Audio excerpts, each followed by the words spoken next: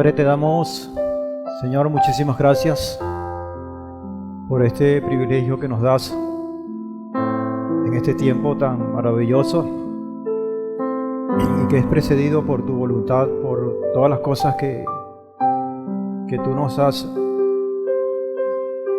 delegado en este tiempo para nosotros y poder transitar estos gloriosos días bajo tu sombra, bajo tu protección, bajo tu guía. Gracias por esta revelación maravillosa que nos hace cristalizar tantas cosas que están en el marco de tu voluntad, como es el cumplimiento, el respeto, la fidelidad a tus tiempos, a tus celebraciones, a todo lo que nos indicas como bueno, que viene de un Padre bueno y que va dirigido hacia nosotros como tu pueblo, Señor. Empezando por la celebración de este Shabbat, todas las semanas, una nueva visitación, una nueva impartición que nos fortalece, que nos anima, que nos corrige, que nos alienta. Gracias, Padre, que seas tú dirigiendo como siempre, ministrando, enseñándonos, Señor, toda tu verdad a través de esa verdad escrita, recordando y conectándonos con aquellos antepasados que emergen de un marco histórico y que se convierten decididamente en una verdad contundente para nuestros días y para los días venideros, Señor. Gracias que esa verdad una vez más siga siendo nuestra luz, que se quede en nuestros corazones, Padre, y que disipe tantas dudas, tantos temores, tantas incertidumbres, Señor. Gracias, Padre. Bendito sea tu nombre por siempre, por los méritos de tu Hijo amado, nuestro Mesías Yehoshua. Amén y amén. Pueden tomar asiento. Bueno, Shabbat Shalom, amados hermanos. Sean bendecidos todos hoy en esta jornada maravillosa que el Padre nos regala, y en el marco de toda esta celebración que por esta semana comenzó anticipadamente con la celebración de Purim, con todas las connotaciones que ya hemos estudiado y hemos repasado y hemos vivido. Hoy vamos a estudiar esta parte de la Torá, de esa instrucción sabia que se ha convertido para nosotros desde hace algunos años un bastión, una verdadera plataforma, y más que de un cúmulo de conceptos, verdades que son el basamento de principios, de esos elementos tan importantes que nutren nuestras decisiones y que para nosotros es vital siempre estar apegados a ella. Hoy vamos a continuar estudiando la porción número 21, Kitizá, en su segunda parte, como hemos dividido, ya es de conocimiento pleno en estas tres partes cada porción, y hoy nos toca la segunda parte de esta porción 21, Kitizá, que marca, por lo menos en esta segunda parte, uno de los episodios más tristes, pudiéramos decir así, más tristes de toda la historia, o uno de los más tristes de toda la historia de nuestro pueblo Israel. Pero al mismo tiempo, este episodio que vamos a narrar hoy y que ya hemos esbozado en la parashá de la primera parte, también es una oportunidad maravillosa porque nos muestra muchos elementos que son tan importantes, ¿no?, para poder descubrir lo grande que es el nombre del Padre, pero también muchas verdades que en medio de este proceso tan fuerte y tan duro, cuyas consecuencias quizás aún nosotros las estamos viviendo, y hay que prestarle mucha atención a eso, y que es menester tomar todas las previsiones, todas las atenciones para revisar estos puntos que son tan importantes. Y vamos a ver algunos de estos elementos que nos conectan con esta verdad. Capítulo 32, que ya lo hemos iniciado en la última parte, el último segmento de la primera parte, se dio el Shabbat pasado por parte del Moré Atiel. Ese capítulo 32 ya lo habíamos iniciado. Y hasta el capítulo 33, versículo 11, que es la parte que nos toca, que es quizás del todo el desarrollo de lo que es la historia del becerro de oro, es la parte más álgida, por así decirlo, ¿no? Vamos a leer un poco lo que está en Gilel en el marco de los escritos apostólicos y la Haftará en Primera de Melahim o Primera de Reyes, en el capítulo 18, versículos 36 al 39. Y vamos a comenzar con este segmento que está en Gilel o en Lucas, capítulo 21, versículos 10 al 19. Y es un segmento del cual incluso vamos a seguir insistiendo en la próxima porción para el cierre de esta parashá,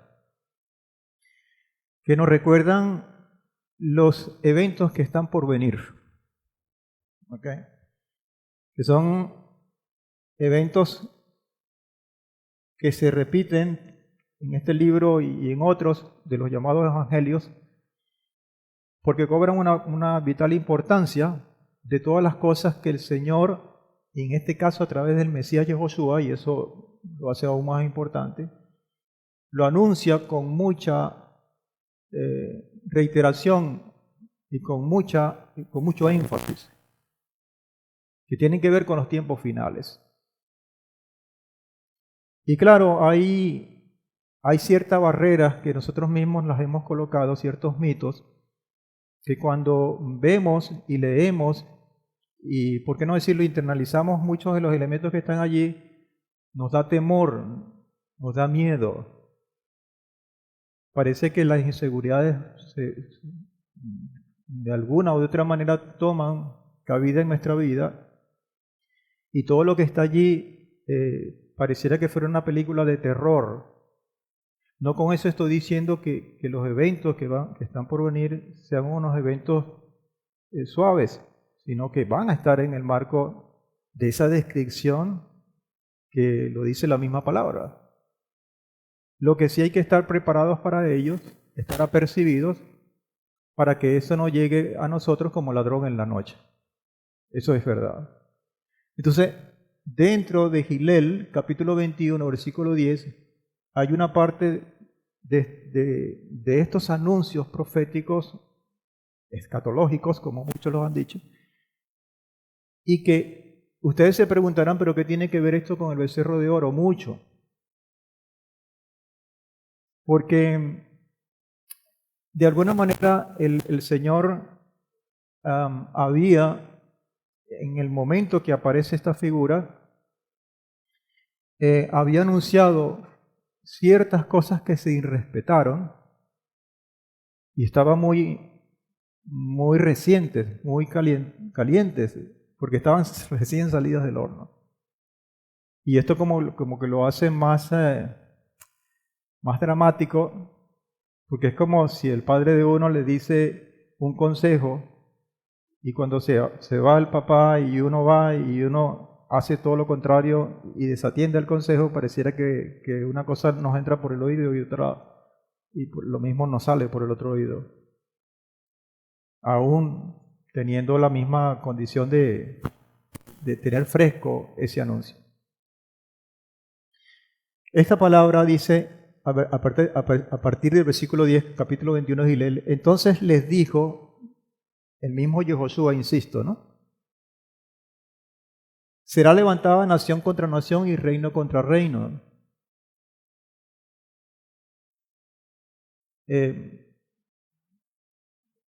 Pareciera que nación contra nación y reino contra reino es una sobreabundancia de términos. Pero es que las naciones se refieren a países, pero los reinos se refieren a organización de países que pudieran estar tras una institución, tras acuerdos y que pasan por una hegemonía en un tiempo definido. Y todos esos se agrupan, por no decir se confabulan, como ya ustedes y todos nosotros los podemos percibir a través de las noticias en este momento. Eso no es un secreto para nosotros hoy día. Y habrá grandes terremotos y hambrunas y pestilencias en diferentes lugares y sucesos aterradores y grandes señales del cielo. Eso tampoco es un secreto para nosotros. Basta ver las noticias del día a día para darse cuenta de que hay esos sucesos aterradores y que la palabra no disimula. Dice, pero antes de todas estas cosas os echarán mano y os perseguirán. Entonces aquí toda esa condición que pareciera universal o mundial, que lo es, baja y toca las individualidades. Porque se está hablando de persecución. Se está hablando de que todas esas organizaciones os echarán mano y os perseguirán, entregándoos a las sinagogas y cárceles y seréis llevados ante reyes y gobernadores por causa de mi nombre. Solamente por eso. Os será ocasión para testimonio. Os tanto, proponed en vuestros corazones no ensayar para defenderos, pues yo os daré palabras y sabiduría que no podrán resistir ni contradecir todos los que os adversan. Y seréis entregados aún por padres y hermanos y parientes y amigos, y matarán a algunos de entre vosotros. Y seréis aborrecidos de todos por mi nombre. Y ni un cabello de vuestra cabeza perecerá. Ganad vuestras almas con vuestra perseverancia. Entonces de aquí podemos extraer muchos elementos importantes que ya hemos estudiado con anterioridad. Pero hay 4 elementos, rapidito, que quiero reiterar y que quiero remarcar en este marco, ¿no? Que es un marco introductorio. El primero, que innegablemente o indudablemente hay una condición de muerte. Hay una amenaza real. Y lo que pudiera ser más duro, esa amenaza real está ligada con los sentimientos también. Seréis entregados aún por padres y hermanos y parientes y amigos, que lo hace más duro. Porque la muerte por sí sola es una condición adversa, pero si viene acompañada por este aditamento en donde hay complicidad por padres, hermanos, parientes y amigos, lo hace mucho más fuerte. Entonces es una realidad que está allí. En segundo lugar, tenemos que saber que aún con toda esta condición tan negativa, es una ocasión para testimoniar el amor del Padre, el poder del Padre. Es una oportunidad maravillosa porque no podemos negar Y no podemos impedir, además, que eso vaya a suceder. Lo que sí está en el marco de nuestra voluntad es buscar la preparación para que esa ocasión sea y que vamos a testimoniar el nombre del Padre. Ese es el testimonio que tenemos que dar aún en esos tiempos. Ahora, uno dice, pero es que eso va a ser muy duro. Y yo no sé si podré estar capacitado con todas esas amenazas para enfrentar esa condición. Y entonces allí emerge la otra cosa. No te preocupes, de alguna manera dice el Señor. Dice el verso 14, por tanto, proponed en vuestros corazones no ensayar para defenderos, porque no vamos a ser nosotros, no eres tú, hermano, no soy yo, es el Padre actuando a través de mí, siempre y cuando nosotros se lo permitamos. Porque obviamente hay una amenaza y necesitamos defendernos. Pero usted y yo, por nuestra propia fuerza, no podemos hacerlo. No podemos hacerle frente a ese mal. Y el Padre nos dice, tengan confianza, confíen en mí, porque yo soy su defensor. Yo soy el que los voy a representar. Y dice, yo les voy a dar palabra. Y yo no pudiera decir, pero con palabra nosotros vamos a combatir con un enemigo tan fuerte. Yo les voy a dar palabras y sabiduría que no podrán resistir ni contradecir todos los que os adversan. Entonces, el mensaje profético siempre ha sido ese. Y yo no sé si ustedes han visto esa constante en todo lo que hemos estudiado, que los profetas anunciaban, advertían, pero también consolaban, también daban esperanza. Y esta condición, que indudablemente es altamente profética, tiene las mismas características. El Padre está anunciando a través de su vocero oficial, pudiéramos decir así, que es el mismísimo Yehoshua, de todos los tiempos que han de venir en los últimos tiempos, valga la redundancia, pero también nos consuela, también nos da las herramientas para salir adelante. Esta es una constante que el Padre mismo nos ha advertido, y como constante nos tenemos que amoldar a esa condición que ya viene desde antes. Pero lamentablemente, como hemos desechado por tantas cosas, esa instrucción o esa metodología celestial, pareciera entonces que no pudiera ser muy útil, porque nosotros mismos la hemos desechado. Yo les daré palabras y yo los voy a defender.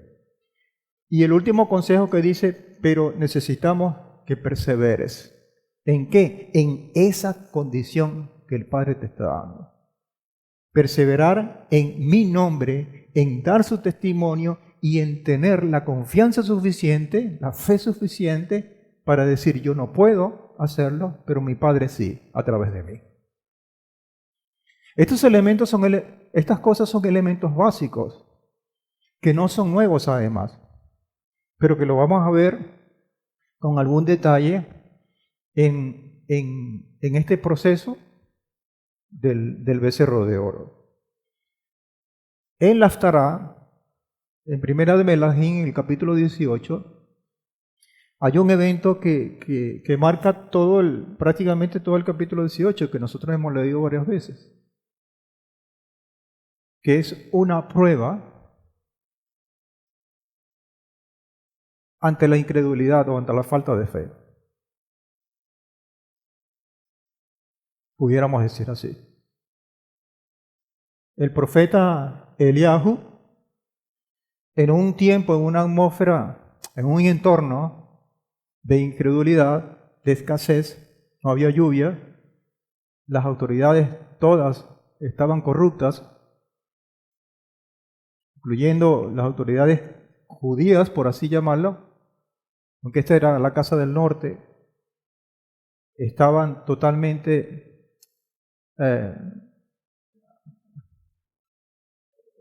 digamos, desalineados o distraídos con la idolatría, con Baal. Y por esa situación todo estaba enturbiado, todo estaba enlodado, todo era un desierto.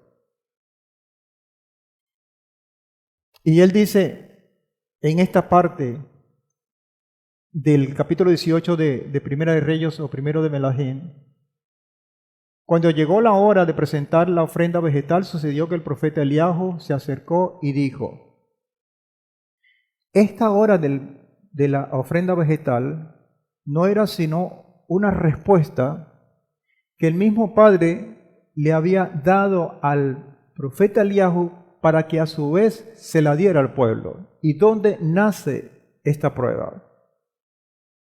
Para decir, ustedes no conocen a su Elohim, no conocen a su Padre. Y en el mismo capítulo 18, en el versículo 21,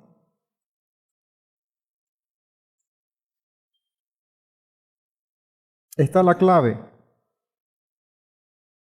Y dice: Eliahu se acercó a todo el pueblo y dijo, y eso es una pregunta que a lo mejor nos pudiéramos decir o plantear hoy para todos nosotros: ¿hasta cuándo andaréis cojeando en dos muletas? ¿Sabe el significado de esas dos muletas? ¿Hasta cuándo estaréis apoyándote un pie aquí y un pie allá, en el otro lugar? ¿Hasta cuándo estaréis zigzagueando, creyendo y no creyendo, confiando y no confiando? Eso es lo que está allí. ¿Hasta cuándo? Le dice el Padre a través del profeta Eliahu a su pueblo. Y sigue diciéndose: Adonai es Ha Elohim. Es el Elohim que ustedes conocen y que fundamenta las promesas depositadas desde Abraham, que también lo conocen. Si Adonai es Ha Elohim, pues síganle, le dice Eliahu al pueblo, antes de que esto sucediera. Y si lo es Baal, y si ese Elohim, su Elohim es Baal, pues síganle a él. Y ahí están las dos. Pero no anden zigzagueando. O se van por un bando o se van por el otro.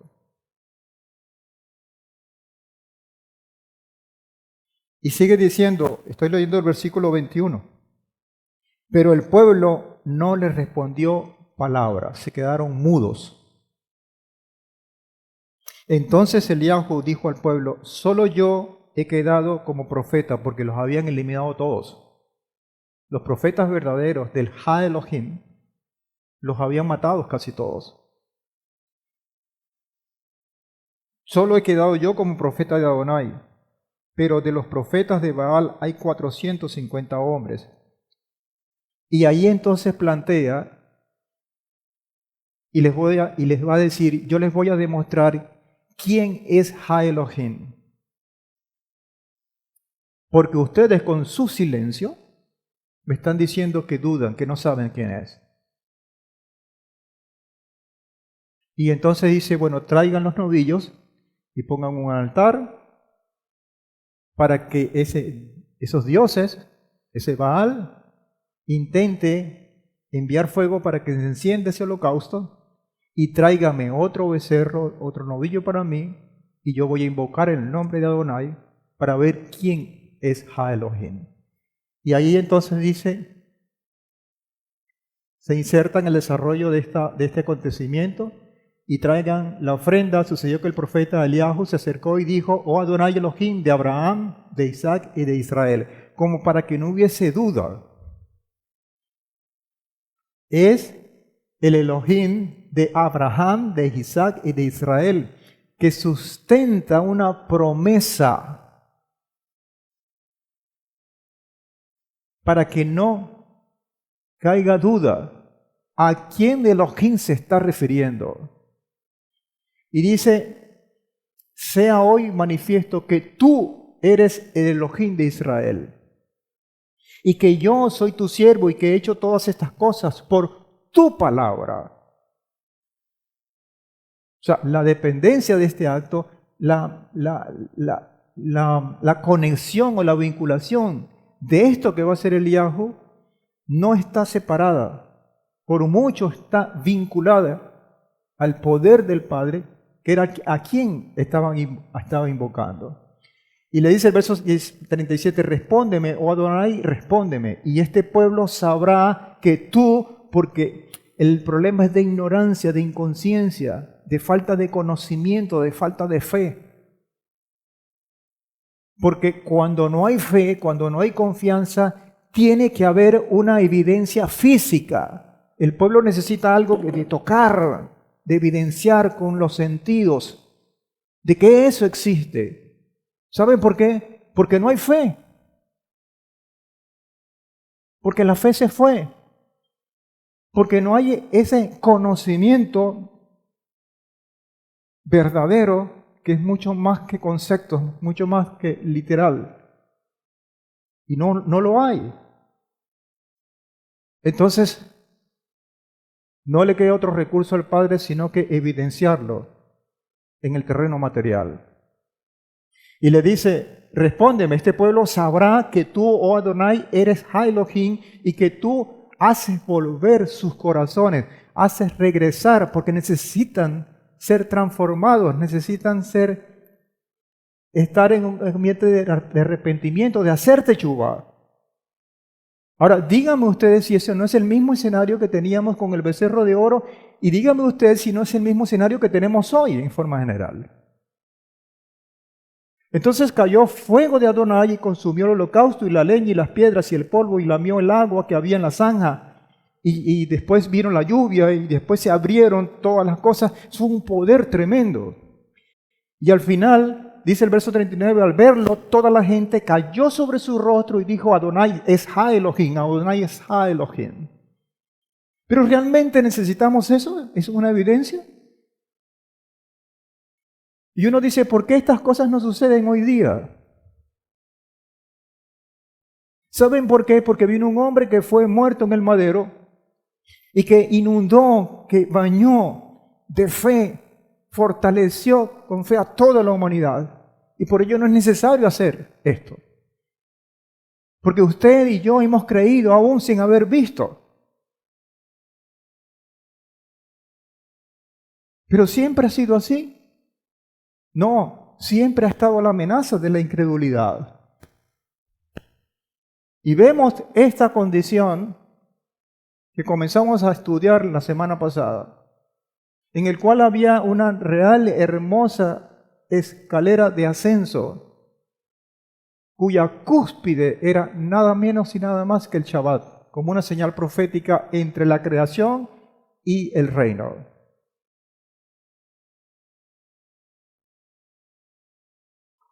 Pero enseguida de esa hermosa ascensión vino una brusca caída que está dibujada en esa gráfica.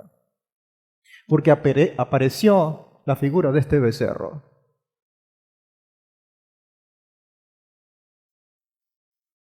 Y esto guarda una enseñanza muy, pero muy profunda para nosotros hoy día.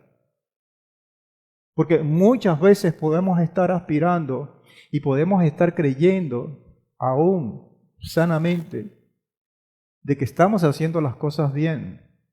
Pero cuidado, está el peligro de desbarrancar, no sé cómo se dice, de caer,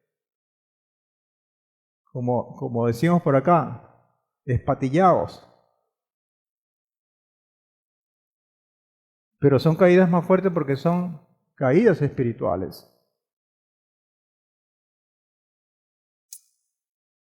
¿Cuál fue el impacto de esto? Shemot 33.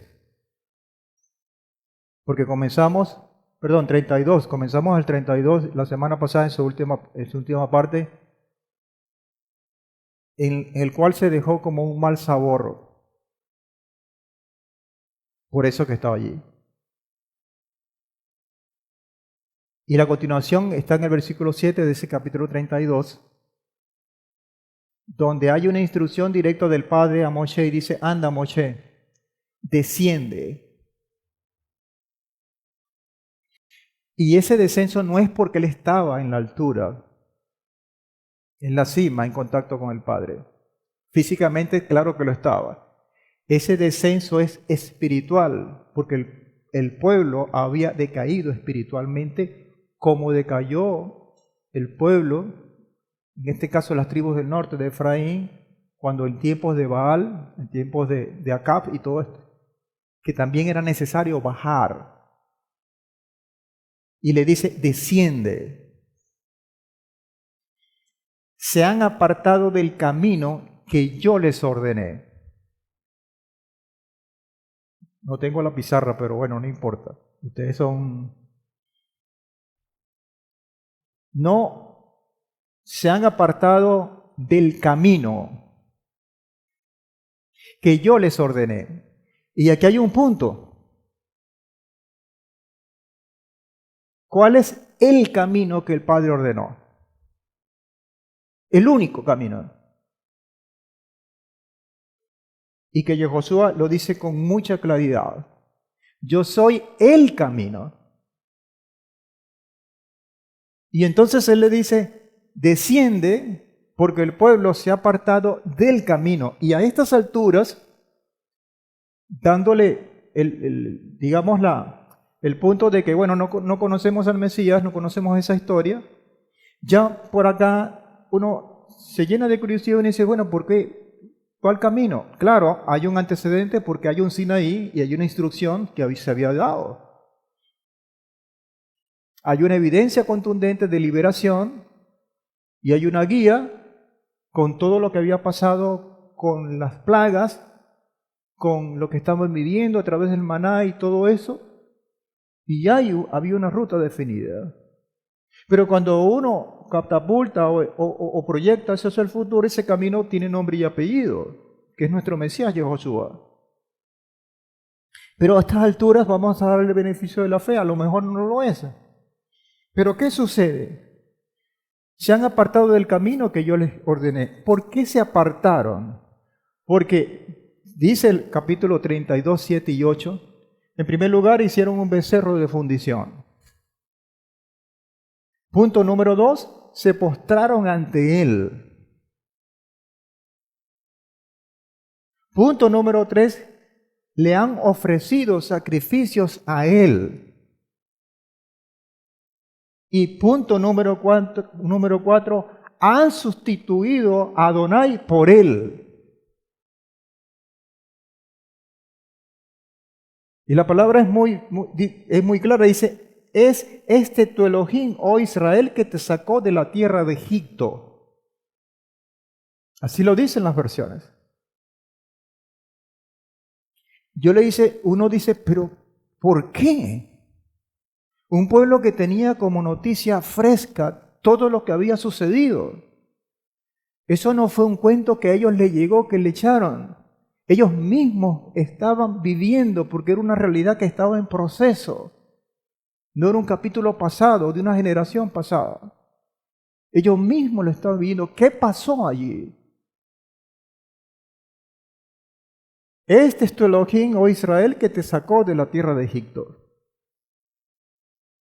Ahora, y cuando nosotros vamos al inicio de esto que comenzó precisamente en el 32.1,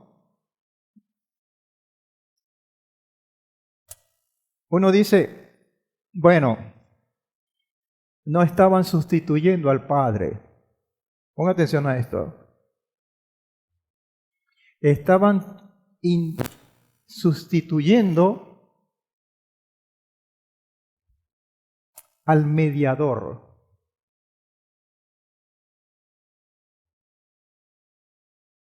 ¿Por qué?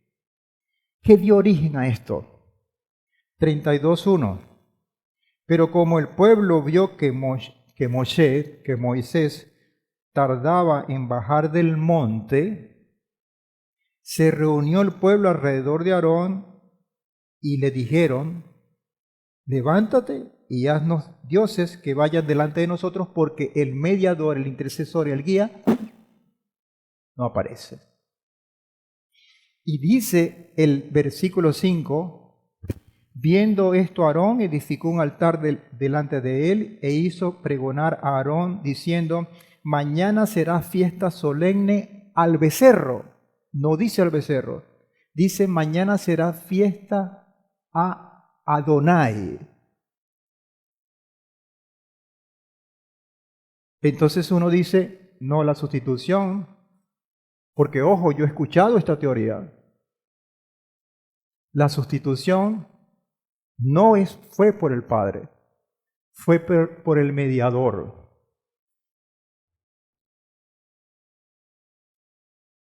Pero resulta que el mediador es uno solo. Y el que niega al mediador, el que niega el vínculo, el que niega el camino, va a negar al Padre, ¿sí o no? Ese es el punto. Ese es el problema. Porque yo puedo salvarme, puedo excusarme, puedo decir, no, el Padre es el Padre.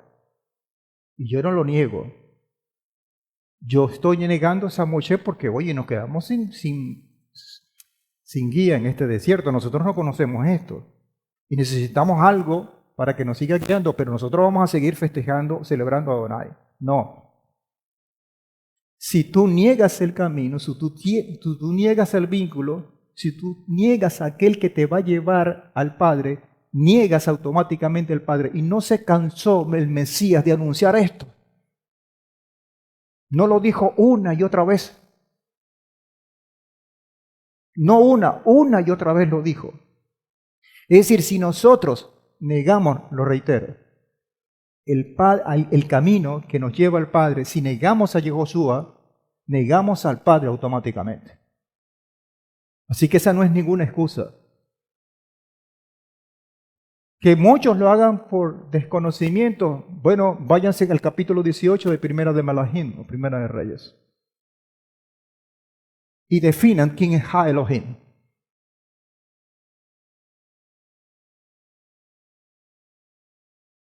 Esa sustitución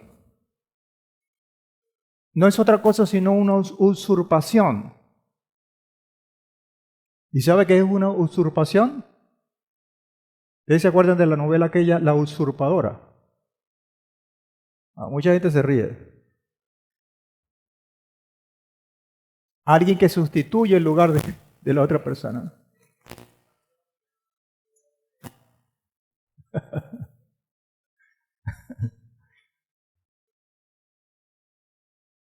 Alguien que ocupa el lugar que no debió ocupar y que está ocupando otro. Alguien que está colado allí.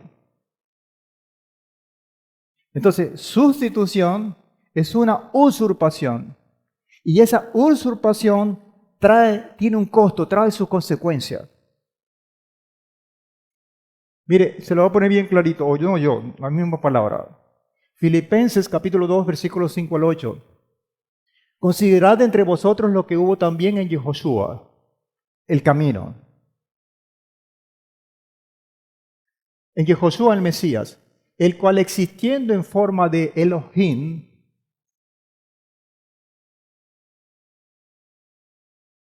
no quiso por usurpación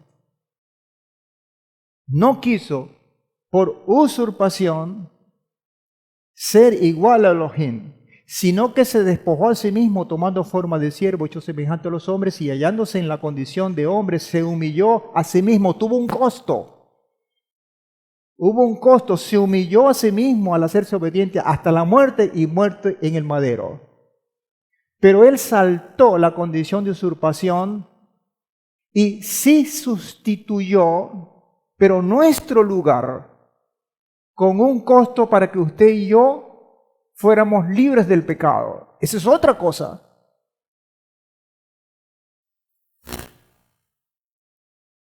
Porque si nos quedamos en que si Él está usurpando el papel de Elohim, del propio Padre Celestial, entonces caemos en lo que muchos han creído, que el mismo Yehoshua es otro Dios, y por eso yo no creo en Él, yo no lo venero, yo no lo sigo. No sé si me están entendiendo.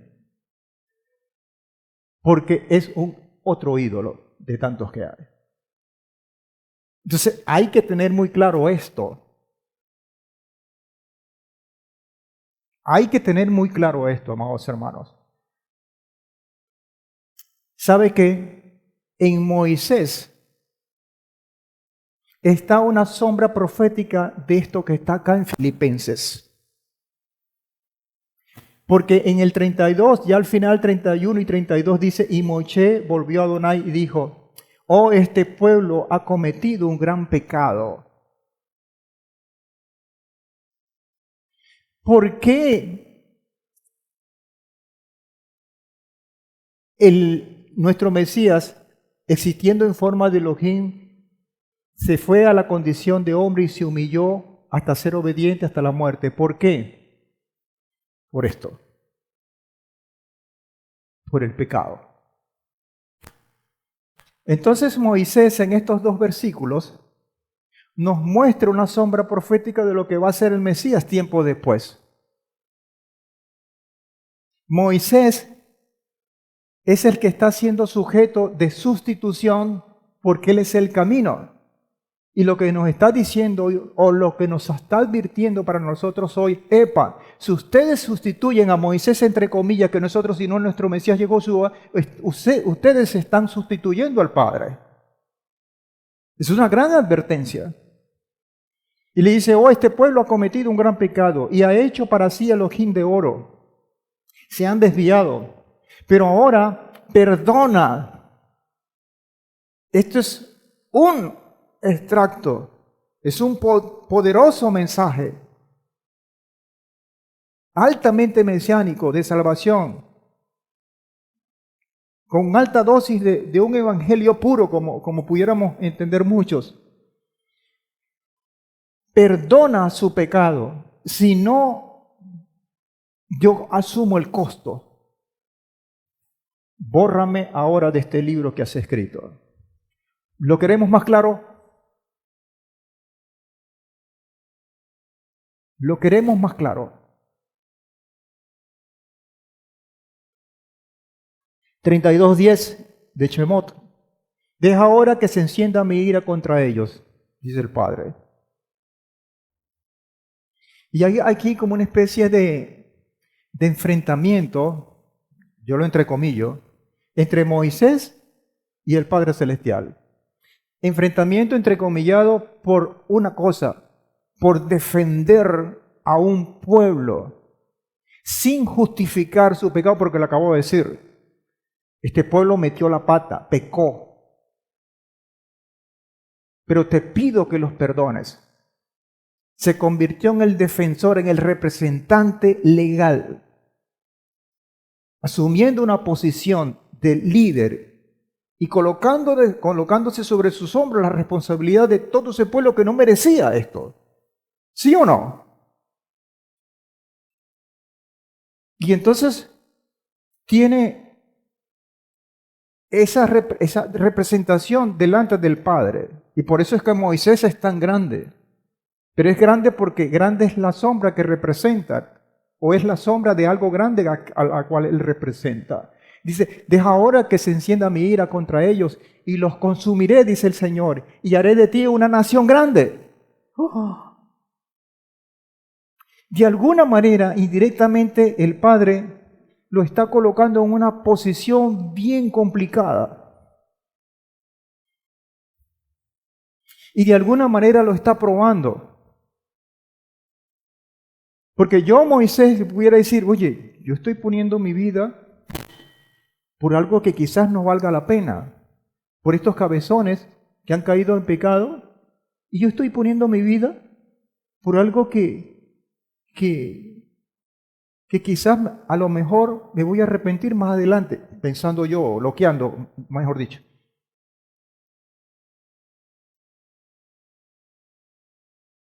Esa posición también la tuvo el Mesías. Él puso su cuerpo, su sangre, para algo que no valía la pena. ¿Qué era ese algo que no valía la pena? Usted y yo.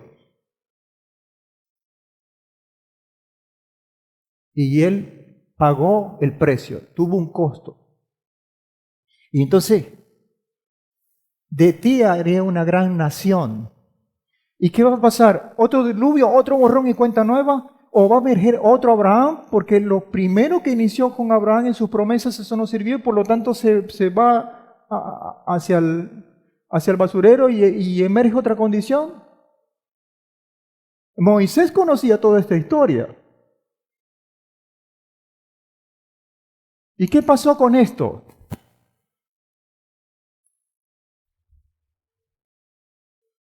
Resulta que el Mesías también fue probado,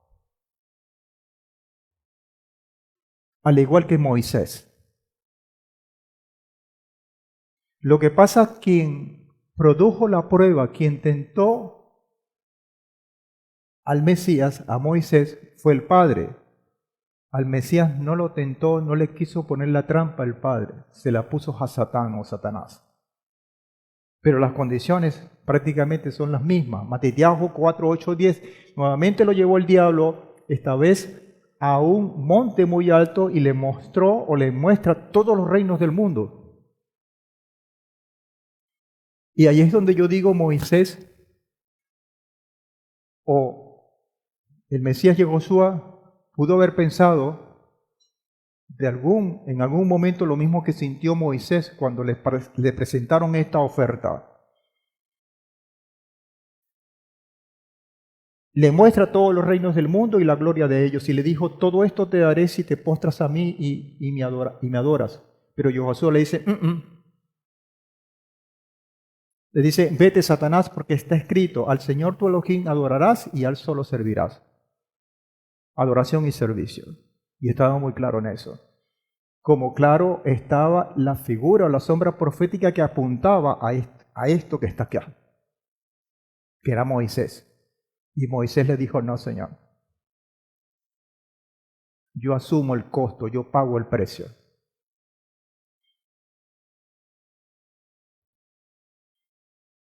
Entonces Moisés suplicó ante Adonai su Elohim y le dijo, oh Adonai, ¿por qué se enciende tu ira contra tu pueblo?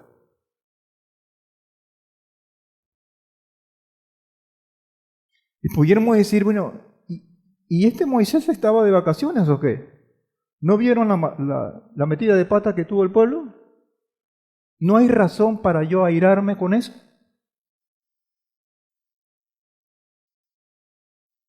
¿Por qué Moisés le dice que por qué se aira? ¿Por qué se enciende tu ira contra el pueblo que tú has sacado de la tierra de Egipto con gran poder y con mano fuerte? Esto me hace y nos hace preguntar, oye, es una temeridad por parte de Moisés, es una osadía o un atrevimiento. Pararse como se paró él y decirle esto al propio Adonai, al propio creador de todo el universo, es una cuestión de tener guáramos, como decimos acá. Pero ¿sabe qué? Hay un elemento de conocimiento, y no es el conocimiento teórico, sino el hacerse uno con la persona, entre los dos hacerse uno, y de utilizar buenos argumentos que vienen como parte de ese conocimiento. ¿Qué fue lo que hizo el profeta Eliahu para atreverse? Porque eso es una osadía que hizo. Si él no hubiese tenido fe, no hubiese tenido ese conocimiento de lo que es el Padre, él jamás se hubiese atrevido delante de toda esa gente para hacer lo que hizo. Encienda fuego. A ver, vamos a probar a ver quién es Elohim. ¿Y quién va a encender? ¿Quién le va a poner fuego a ese sacrificio? Y se jugó el pellejo por su fe, por su convicción. Eso mismo lo hizo Moisés y eso mismo es lo que demanda el Padre hoy día de nosotros, amados.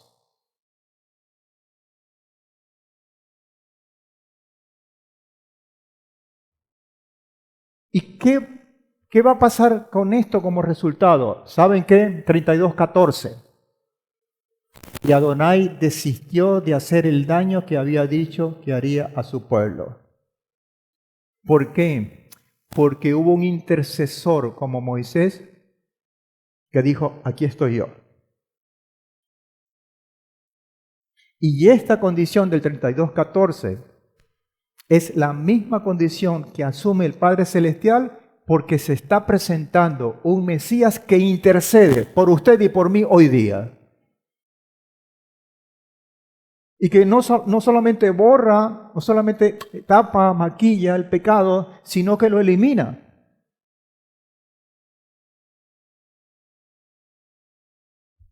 Eso es lo que nos muestra esto.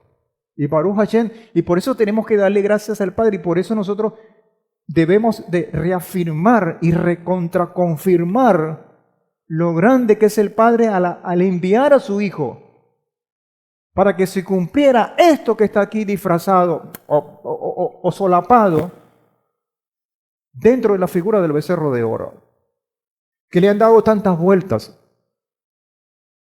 tantas interpretaciones, pero lo que está allí es esto.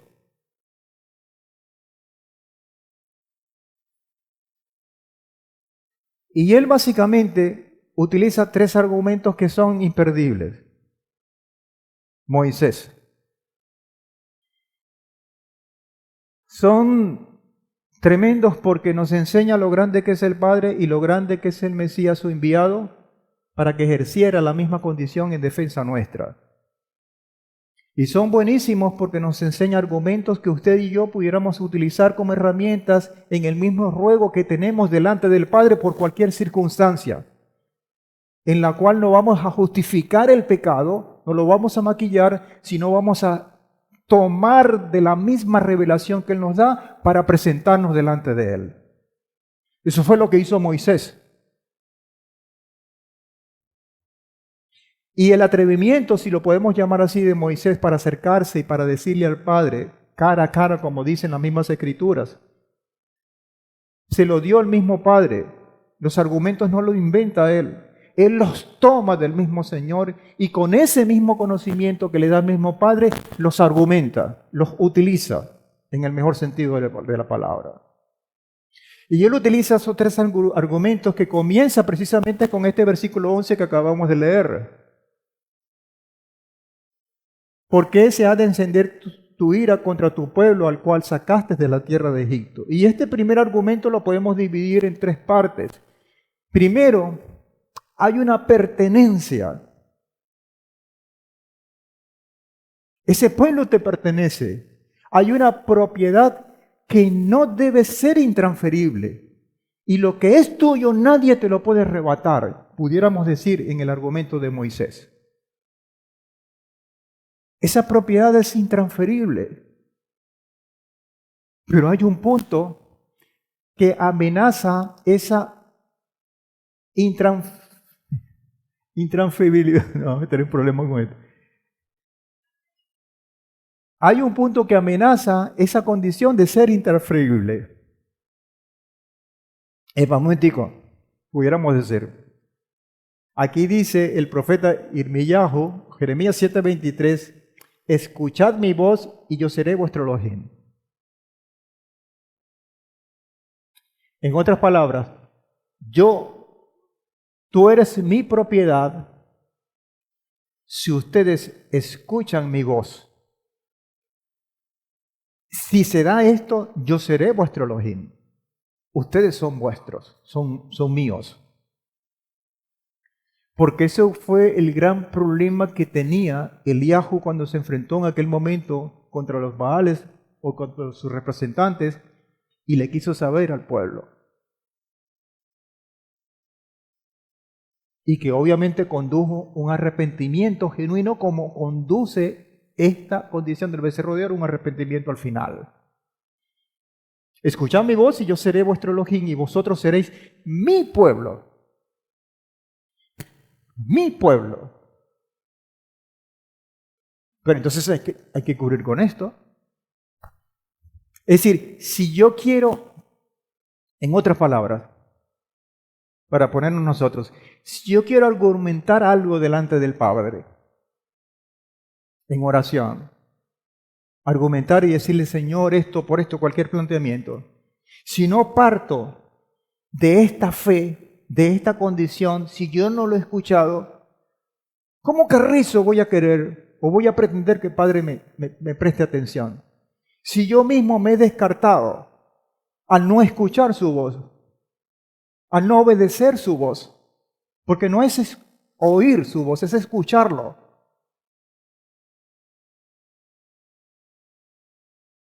Entonces yo tengo que ir al Padre, si voy a tener esos argumentos, con esa base,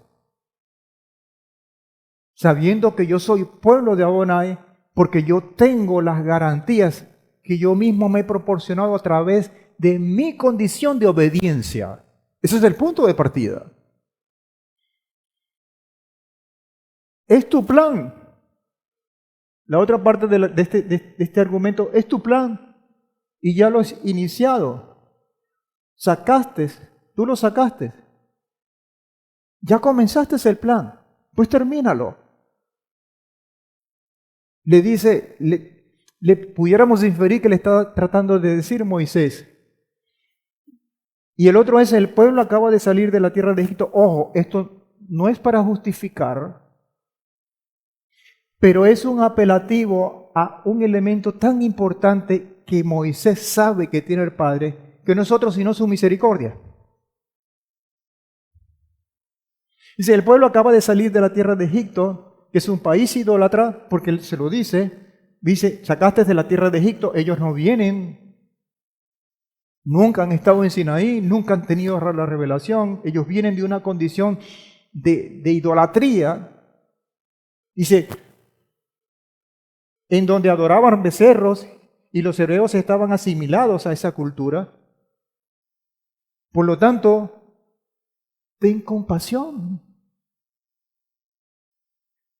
Segundo argumento, Shemot 32:12. ¿Por qué han de hablar los egipcios diciendo? Le dice Moisés al Padre. Yo no sé cómo hago con esto, si lo agarro del otro lado, ¿sí? Ok. Dice el verso 12, ¿por qué han de hablar los egipcios diciendo, con malas intenciones los ha sacado para matarlos en los montes y para exterminarlos de la faz de la tierra? Vuélvete del ardor de tu ira y desiste de hacerle daño a tu pueblo. Es decir, aquí Moshe argumenta a favor del honor del nombre del Eterno. ¿Qué van a decir no del pueblo? ¿Qué van a decir de ti?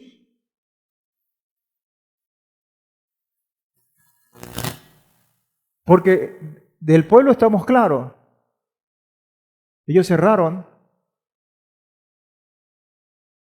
pero él se presenta como delante del Padre y le dice que van a hablar de ti. Con malas intenciones los ha sacado para matarlos en el monte, para exterminarlos de la faz de la tierra. ¿Quién es este Dios? ¿Será loco que salva a un pueblo y después los mata?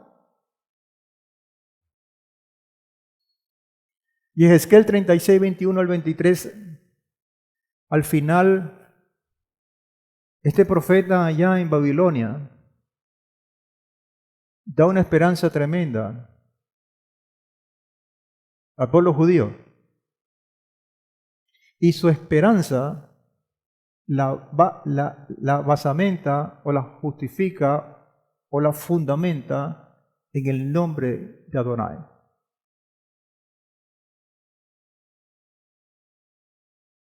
Dice 36, 21 al 23 de Ezequiel, y cuando llegaron a las naciones a donde fueron, profanaron mi santo nombre, lo que representa el Padre. Lo profanaron, y esa profanación tiene que ver con agujerear, con hacer huecos, con perforar. mi santo nombre, de manera que se decía de ellos, estos son el pueblo de Adonai que han tenido que salir de su tierra. Y dice el Padre a través del profeta, pero, versículo 21, pero yo me compadecí a causa de mi santo nombre, no a causa de ellos, sino de lo que yo soy para ellos, de lo que yo pretendo ser para ellos. Ahora, si ellos no creen en mi nombre, ellos mismos se están excluyendo, pero no es por mí, como lo acabamos de leer. Es porque no me han obedecido y por eso no son mi pueblo. Yo me compadecí a causa de mi santo nombre, el cual profanaron los de la casa de Israel entre las naciones a donde fueron. Por tanto, di a la casa de Israel, y este es el mensaje que le da el Padre al profeta para que se lo diga al pueblo. Así dice Adonai, Elohim, no por vosotros hago esto, porque si es por ustedes, quedan todos fusilados. O sea que está claro esto. No por vosotros hago esto, oh casa de Israel, sino por causa de mi santo nombre. Él de alguna manera toma el argumento que estaba utilizando Moisés allá. Por causa de mi santo nombre, el cual vosotros profanasteis entre las naciones a donde habéis llegado, porque estaban en Babilonia. Yo no sé qué hacer con esto. Vamos a ver si me lo pongo en la mano Y yo santificaré mi santo nombre, que fue profanado entre las naciones a donde fuisteis, el cual vosotros profanasteis en medio de ellas. La profanación, profanación, profanación. Es una constante. Y las naciones sabrán que yo soy Adonai Elohim. Dice Adonai Elohim, cuando sea santificado entre vosotros delante de sus ojos. Cuando ustedes se den cuenta y se aparten, cuando ustedes escuchen mi voz y me obedezcan, entonces allí estaré yo con ustedes. Allí ustedes me pertenecen como pueblo.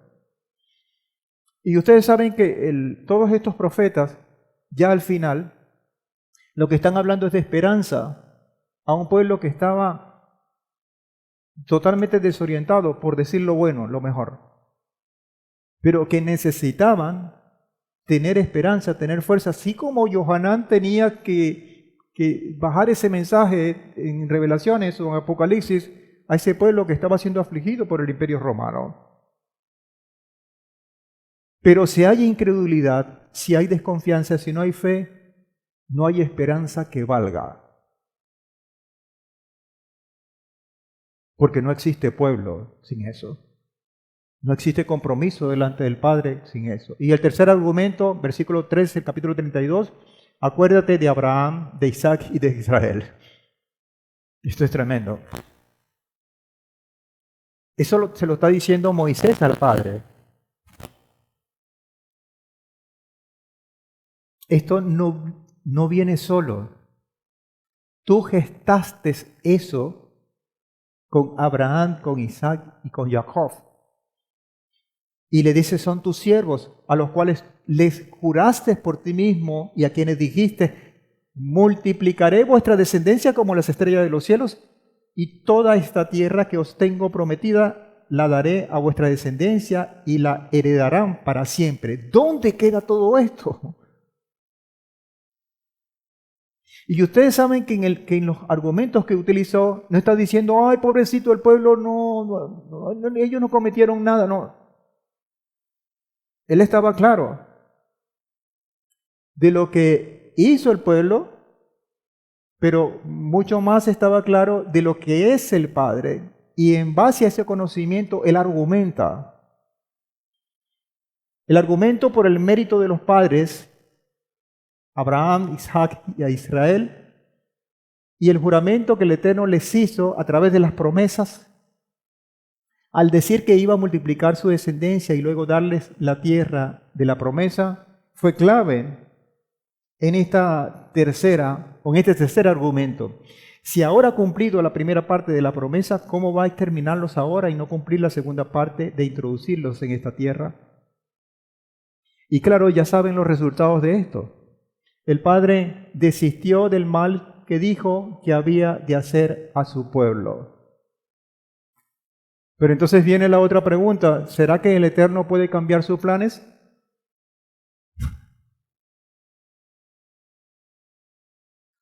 O otras de tantas, ¿será que el Eterno tenía menos compasión que Moshe? No. El Padre tenía conocimiento de su plan, pero también sabía quién era Moisés y a quién estaba representando Moisés para que nosotros hoy tengamos esa lectura de nuestro Mesías Yehoshua. Y eso es otra cosa. ¿Cómo lo evidenciamos? ¿Se acuerdan del profeta Osea y su esposa? Una cosa tremenda. 3:1. Y Adonai le dijo al profeta Osea, ve otra vez, ama a una mujer amada por otro. ¿Usted sabe lo que está diciendo? ¿Usted sabe lo que le está diciendo el padre a Osea? Su esposa te fue infiel, pero ve y rescátala y ámala y perdónala.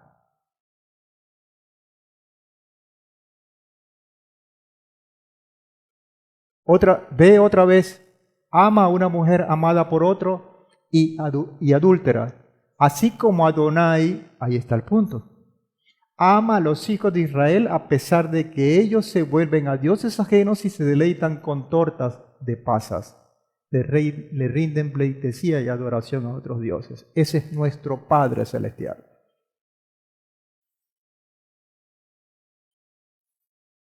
Porque el problema es que no lo conocemos. Y si no lo conocemos, ¿cómo vamos a intentar acercarnos a Él para argumentar algo? Ahora, ¿cuál es el problema? Para terminar. Ese.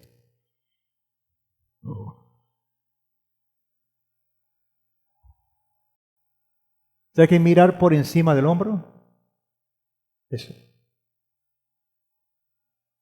Y eso está muy claro. 32:9. Dijo además Adonai a Moshe, he observado a este pueblo y aquí el pueblo es de dura cerviz. ¿Qué es dura cerviz? ¿Qué es cerviz? Parte posterior del cuello de la nuca. Es engreído. Y esto es letal. Esto es, si yo coloco en la lista de lo que el Padre aborrece, primero está la idolatría y segundo está quizás el factor que lo cause. La altivez.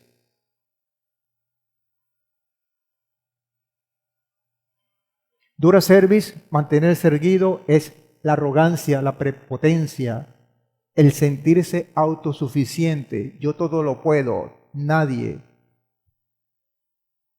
va a derribar lo que yo soy o lo que yo quiero. Se necesita entonces una condición para doblar esa cerviz, que es agachar o bajar, que no tiene otra cosa sino de un tinte de humillación, de poner el orgullo o la altivez. Necesita una gran lección.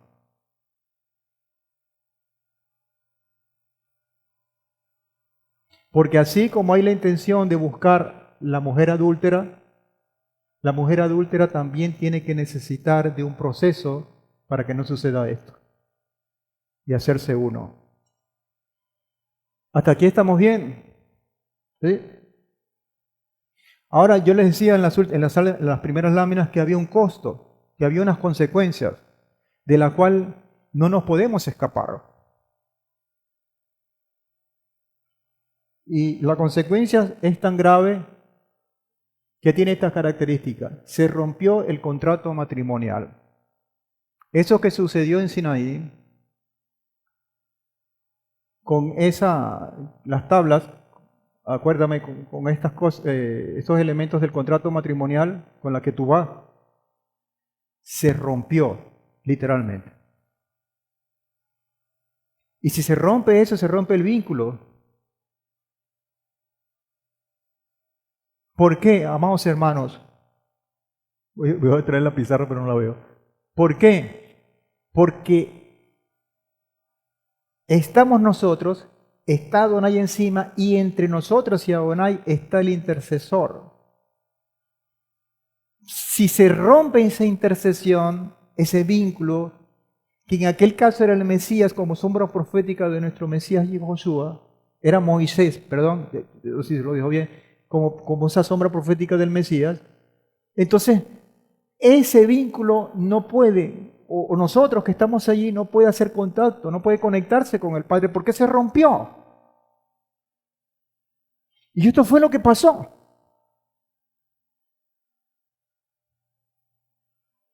32:19, y aconteció que cuando se acercó el campamento, cuando bajó, observó el becerro y las danzas, y se encendió la ira de Moshe, y arrojando las tablas de sus manos, las rompió al pie del monte. Se acabó. Y dijo Moshe a Aarón: ¿qué te ha hecho este pueblo que has traído sobre él tan gran pecado, tan grande pecado? ¿Quién quedó responsable mientras Moshe no estaba? Pero entonces ahí tenemos un proceso de responsabilidad también, de incumplimiento de la responsabilidad que le había sido delegada. ¿Qué te ha hecho este pueblo que has traído sobre él tan grande pecado?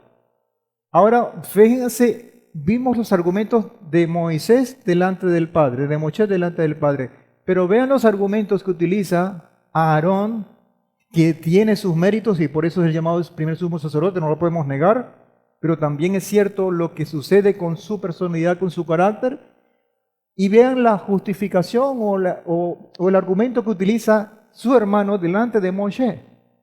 32:22, Aarón respondió: no se encienda la ira de mi señor, que es la misma condición que Moshe le dice al padre. ¿Por qué te airas? Tranquilo. Pero dice: tú mismo conoces a este pueblo que es propenso al mal. Es decir, una cosa como yo no fui, es el pueblo. Y tanto así que en el 23-24 dice: ellos me dijeron, haznos un Elohim que vaya delante de nosotros, pues tú, este Moshe, que es como guía, listo, el varón que nos hizo subir a la tierra de Egipto, no sabemos qué le haya acontecido. Y le dijo: el que tenga oro, que se lo arranque. Y me lo dieron, y lo eché al fuego, y ¡pum!, salió este becerro. Estos son los argumentos que utiliza Aarón. Por lo tanto, yo no fui. Yo no tengo que ver con esto. Esto necesitaba una alta dosis de cambio, como hoy esta humanidad necesita una alta dosis de transformación. Porque yo les digo una cosa, amados, yo veo tanta gente con tanta buena intención de quererse acercarse al Padre, pero que al mismo tiempo dinamita el único camino que tiene para acercarse a Él, aún sin saberlo. Y buscan elementos y buscan vías alternas, entre comillas, hasta con buena intención. Y todas las religiones, incluyendo la religión universal que ustedes todos conocen, está plagada de esto, de becerros de oro.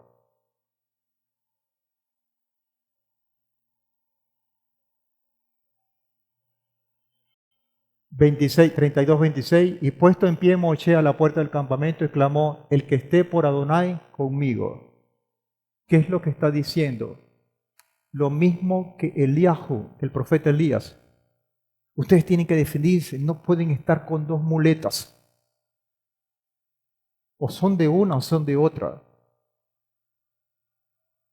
O pisan un terreno o pisan el otro, pero no pueden estar en los dos. Por lo tanto, vamos a definir quién está conmigo. Y se unieron a él todos los hijos de Leví. Ahora, pero hay que pagar el costo, hay que pagar el precio. Esa usurpación, ¿se acuerdan de la lámina? tiene un costo. La sustitución, que no es usurpación, también tiene un costo, que fue la que hizo el Mesías, fue su sangre, fue su vida. Y aquí está. Él entonces le dijo así, dice Adonai, porque no es cuestión mía, diría Moshe, Elohim de Israel, ponga cada cual su espada sobre el muslo, pasad, recorred de puerta en puerta el campamento, y cada uno mate a su propio hermano, y cada uno a su propio compañero, y cada uno a su propio pariente. Y los hijos de Leví hicieron conforme al dicho de Moshe, y cayeron del pueblo aquel día como 3,000 hombres. Causó la muerte como parte de las consecuencias de eso que eran irreversibles. Se presenta entonces una dura disyuntiva. O matamos a nuestra propia gente o aceptamos que una minoría equivocada comprometa la existencia de la mayoría. Y yo no me quiero ver en esta disyuntiva, amados. Pero para no vernos en estas disyuntivas, hay que trabajar antes. Porque si nosotros seguimos errando, va a llegar un momento en que están las dos muletas y hay un costo que pagar.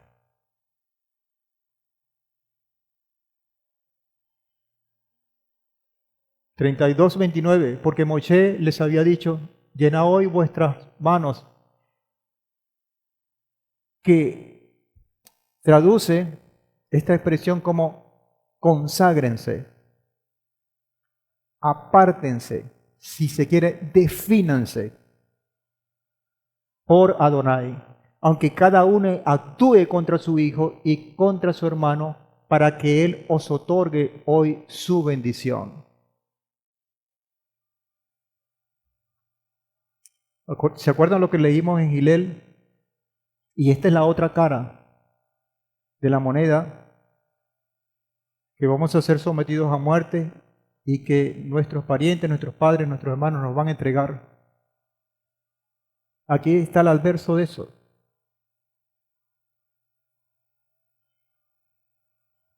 Antes de que nos entreguen, nosotros lastimosamente hacemos esto para buscar la bendición del Padre. Ese es el mensaje. Revelaciones 21:27 es muy claro, dice, nada impuro podrá entrar, por eso es que hay que consagrarse. Nada impuro podrá entrar a esa ciudad santa, Jerusalén. La depuración hay que hacerla antes de. Tampoco nadie que haga cosas vergonzosas o mienta. Los únicos que pueden entrar son aquellos que sus nombres están escritos en el libro de la vida del Cordero. Por lo tanto, es importantísimo, como dice 1 Yohanan 1:9, confesar nuestros pecados. Si así lo hiciéramos, Él es fiel y justo, porque ya lo ha demostrado, para perdonar nuestros pecados y limpiarnos de toda maldad. Entonces, sí podemos optar por esa condición de consagración para buscar la bendición del Padre. Esa es la fórmula, amados. No hay otra. No busquemos caminos alternos, porque delante del Padre no existen. No sirven para llegar a Él. 30:31, y ocurrió que al día siguiente de aquellos días tremendos, dijo Moshe al pueblo, vosotros pecasteis con gran pecado, porque eso no lo disfrazó, no lo disimuló, no lo negó, ni delante del Padre, ni delante de ellos. Ustedes tienen que estar conscientes de que son pecadores, les dijo, pero ahora subiré a Adonai, tal vez pueda hacer expiación por vuestros pecados. Es decir, yo los voy a defender, pero entiendan que ustedes pecaron. Ahora, ya Moisés sabía quién era el Padre, y ese conocimiento del Padre le dio los argumentos y la fuerza necesaria para presentarse delante de Él. Y Moshe volvió a Adonai y dijo: oh, este pueblo ha cometido un gran pecado y ha hecho para sí Elohim de oro, una autoridad. Ha sustituido ese camino. 32. Pero ahora perdona su pecado. Si no, bórrame ahora del libro, de tu libro que has escrito. 33. Pero Adonai dijo a Moshe: al que haya pecado contra mí, a este borraré de mi libro. Si quieren que yo siga siendo su Elohim y ellos quieren que sea mi pueblo, que yo siga siendo su Elohim, entonces tienen que obedecerme y arrepentirse. Eso fue lo que le dijo el Padre. Y eso no es lo que ha prevalecido hasta ahora en el mismo discurso del Mesías y sus seguidores. Solo que Él nos presenta a aquel hombre que, como Moisés, está intercediendo por usted y por mí como buen abogado, pero que no nos justifica y no nos da el cheque en blanco para seguir pecando o errando el blanco. 32, 34. Y ahora ve, conduce a este pueblo a donde te he dicho. Es decir, retoma el camino. Y aquí mi ángel irá delante de ti en el día de mi reprensión castigaré sobre ellos su pecado. Quedó entonces una cuestión pendiente, como para decir, ojo, a las generaciones que vienen. Aquí está presente y está esa puerta que ustedes, si la abren, pueden tener esa misma consecuencia. Es como una gran advertencia abierta a través de los tiempos. Amados, como en forma de conclusión, hay elementos acá que uno pudiera distinguir y llevarse en su corazón parte de ese proceso de aprendizaje. En primer lugar, debemos reconocer que al Elohim de Abraham, de Isaac y de Jacob como el único, eso tiene que ver con serle fiel a esos principios, a esa condición que el Padre nos da. En segundo lugar, debemos evidenciar esa fidelidad cumpliendo su palabra en nosotros. Eso no es otra cosa sino obedecerle. En tercer lugar, en momentos de oscuridad, poner nuestra fe en nuestro Mesías Yehoshua como guía puesta por Adonai. No podemos eliminar, sustituir, buscar un usurpador que ocupe ese lugar. No lo podemos hacer nunca, amados. Eso es confiar. ¿Qué fue lo que pasó con Esther, lo que acabamos de leer, y con Mordejai? Confiaron y las cosas se pusieron bien oscuras. Pero ellos, en el medio de esa oscuridad, de esa turbulencia, nunca dejaron de confiar en el Padre. Y tomaron todas las herramientas que la misma fe y el mismo proceso de aprendizaje o de conocimiento al Padre les dio e hicieron frente a aquel enemigo y ganaron la batalla. Evitar la dura cerviz, y eso es importante. En otras palabras, seguir vistiéndonos de humildad, amados hermanos. No seamos soberbios, altivos. El Padre no quiere hijos con esta característica. Y por último, reconocer nuestras desviaciones y la necesidad que tenemos que rectificar y obviamente arrepentirnos. Si ustedes me dicen cuál es el sentido que tiene esto, es de abajo, porque estábamos en el foso, al igual que cuando el Padre le dice desciende. Comenzamos con el arrepentimiento, pero para arrepentirnos tenemos que ser humildes. Solamente así confiaremos en el Padre para obedecerle y serle fiel. Todo tiene el fundamento en este arrepentimiento, pero no existe arrepentimiento si no somos humildes, amados. ¿Cómo se inició esta sustitución? esta usurpación por un proceso de dura cerviz. Al final, nos queda ascender del hoyo en donde estábamos y subir. Ascender comenzando con el arrepentimiento, con la humildad, con el reconocimiento, con buscar el perdón del Padre. Y esto en los últimos versículos de esta porción se evidencia en el pueblo, y Baruch Hashem por eso, porque no podemos terminar en rojo. Dice el 33, 4 al 6, cuando el pueblo oyó esta mala noticia, prorrumpió en llanto, porque se reconoció el pecado en el cual se había metido, había estado inmerso. Y ninguno se vistió sus atavíos, porque Adonai había dicho a Moshe que dijera a los hijos de Israel, vosotros sois pueblo de dura cerviz. Ustedes son un pueblo que necesitan humillarse, que necesitan una alta dosis de humildad, de buscar el perdón. Dice, si por un momento me presentara en medio de ti, te consumiría. Ahora pues, quita tus atavíos de sobre ti, quítate esa ropa de inmundicia y vístete de bondad. Sé acto ante la presencia del Padre. Quítate esos trapos de pecado y vuélvete a mí, dice, para que yo sepa lo que he de hacer contigo. Por lo cual los hijos de Israel se despojaron de sus atavíos del monte Joreb en adelante.